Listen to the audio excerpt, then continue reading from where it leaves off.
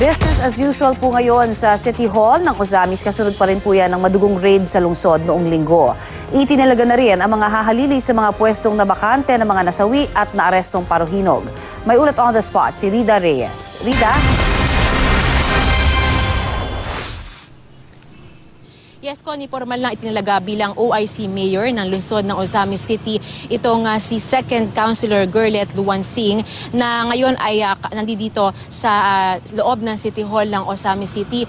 Itong si Gerlet Luwansing ay itinalaga matapos ang pagkamatay ni Ozamis City Mayor Reynaldo Paruhinog Sr. Doon sa raid na naganap nitong linggo ng madaling araw na kung saan kasama niyang namatay ang kanyang asawa at dalawang kapatid. Sa absence nitong si Mayor Reynaldo at doon naman sa pagkakaaresto ng kanyang anak na si Vice Mayor Nova Princess at doon naman sa pagiging at-large di umano ng First Councilor na si Ricardo Paruhinog ay itong si Second Councilor Gerlet Luwansing ang lumalabas na highest-ranking elected government official ng lungsod ng Ozamis City.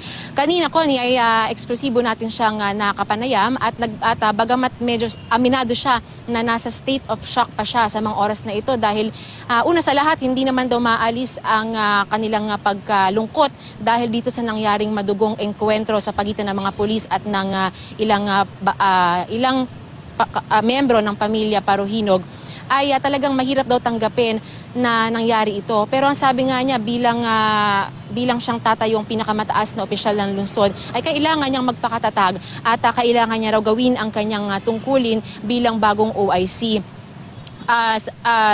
Sa ngayon daw ay business as usual ang mga transaksyon dito sa loob ng Ozamis City Hall. At yung mga empleyado naman, bagamat sila'y malungkot, ay kailangan daw nilang gawin ang kanilang trabaho kasama dyan yung pagpaprocess ng lahat ng mga dokumento dito. Ilang mahalagang dokumento at transaksyon din daw ng lokal na pamahalaan ang kanyang pipirmahan ngayon at meron ding mga serye ng pulong siya kasama ng konseho tungkol sa kanilang mga magiging plano para sa lungsod. Ngayon ay naka-half-mast din ang watawat dito sa harap ng City Hall. Ito'y bilang pagpapakita ng respeto ng mga empleyado rito para doon sa pagkamatay ng mga miyembro ng pamilya Paruhinog. Samantala, ngayon din ay inilipat na rin, Connie, ang mga labi ng mga namatay na miyembro ng pamilya Paruhinog doon sa malapit sa kanyang bahay kung saan naganap yung raid noong Sunday early morning. At sila ngayon ay nandoon ngayon ang ilang mga supporters nitong pamilya at maging ang ilang empleyado ng City Hall ay nagbabalak din na bumisita roon para magbigay ng kanilang huling respeto. Connie. Yes, Rida, ano ang general sentiment ng mga constituents? Not necessarily just the supporters, pero kung nakapaglibot ka sa area ng Ozamis, ano ba ang tingin nila o may mga naririnig ba silang involvement talaga ng pamilya Paruhinog dito sa droga? Yes, Connie, ang general sentiment ng mga tiga Ozamis City ay may shock, may pagkagulat dahil sabi nila, alam naman nila na nasa drug list di umano ni Pangulong Duterte itong ilan sa mga miyembro ng pamilya Paruhinog. At sabi nila ay natatakot nga daw sila na baka magaya nga dun sa mga ibang narco-politicians daw na binanggit ni Pangulong Duterte na either napapatay ay ino-operate daw ng pulisya. Kaya sabi nila, yung iba sa kanila ay sinasabi na ine-expect daw nila na baka raw posibleng tugisin daw itong pamilyang ito.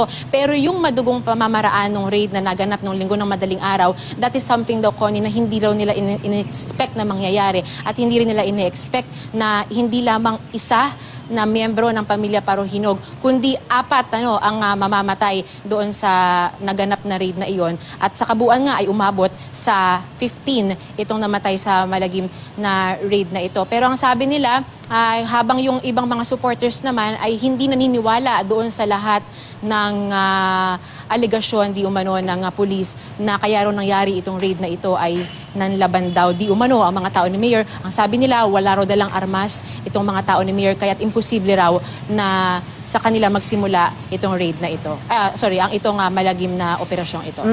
Rida, may mga lumabas din na sinasabing eyewitness dito sa nangyaring malagim na insidente nga dyan, itong linggo ng madaling araw. Meron bang update na tayo doon sa sinasabing eyewitness na yon? Sa eyewitness naman, Connie, ang sabi, nagpunta tayo mismo doon sa area ng Paruhinog Compound kung saan magkakadikit yung mga bahay ng pamilya na ni-raid ni Mayor at ni Vice Mayor. At doon sa community na yon, nakausap natin ang marami sa mga residente na nakatira doon. Lahat sila, sinabi nila sa atin, nung 2 a.m. na nangyari itong raid na ito, brown out daw. So talaga daw, madilim sa lugar. At ang kanila lang naririnig ngayon ay yung putok ng baril. Ang sabi nila parang araw umuulan ng baril dahil dire-diretso raw yung pagpapuputok nitong mga itong Ozamis City Police. Sa kanilang takot daw ay nagpuntahan na raw sila sa kanilang mga bahay, nag-iintay ng mangyayari at sila'y umaasa na hindi sila madadamay doon sa nangyari.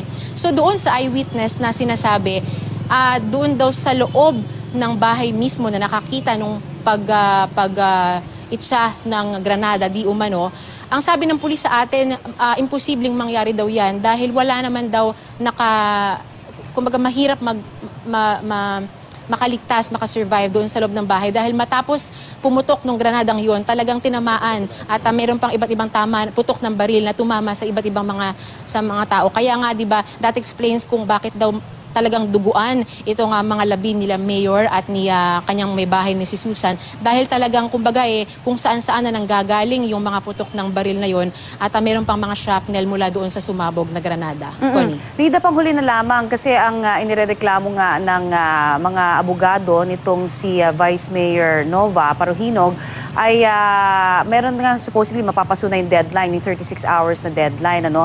Pero hindi daw malinaw kung ano talagang oras nagsimula, kasi wala daw silang nakuhang any documents from the police. Meron ka bang balita ukol dyan, Rida? Yes, kasi ang nakalagay pa rin doon sa official na records ng Ozamis Police, isinagawa itong search warrant na ito in-issue o nangyari ang raid na yan, 2 a.m. talaga. So kung sinasabi nila na maglalapse na yung oras na yan, that is still to be determined by the court dahil dun sa official naman na record ng police, 2 a.m. daw nag-start. Tungkol naman doon, Connie, sa allegation o sa claim nitong si Vice Mayor Nova Princess na di umano ay planted yung mga ebidensyang itinanim. Pinangahawakan nila yan na talagang malabo raw na nakalagay yung mga armas at yung mga droga doon sa bahay niya, pati doon sa bahay ng ilan niyang mga kaanak kabilang ang kanyang tatay na si Mayor, na talagang bakit pinlant daw di umano doon. Pero ginigit talaga ng Ozamis PNP na ito raw ay hindi nila pwedeng itanim dahil yung matagal na rin naman daw nilang sino-surveillance at minomonitor ang pamilyang ito at isa raw talaga sila sa mga main players ng kalakaran ng illegal na droga dito sa Ozamis City. Oo. Rida, pasensya na, meron lang akong pahabol pa na question. Patungkol to doon sa kumakalat na video rin nitong si Vice Mayor Nova na meron siyang isinubo na supposedly something sa kanyang bibig nga at parang lumalaban ito na nakikita nga dun sa mga humuhuli sa kanyang mga pulis. Na-establish na ba, naitanong na ba kung ano ba yung isinubo niya at ano ba yung sinasabing puti na nahahawakan niya nung time na yon? Ito yung video pinapakita natin, Rida, no? Yes, Connie, yan yung... Yes, medyo controversial nga yung video na yan dahil... ito yung nakuha natin sa isang source natin na ayaw nang magpakilala na di umano ay nakasama doon sa nag-raid, nakaakyat sa bahay ni Vice Mayor. Pero nung tinanong natin siya kung ano nga ba talaga yung puting substance na yan na nakita dito sa kamay ni Vice Mayor Nova Princess na kanyang mukhang parang lumalabas isinubo, although hindi tayo sure dyan.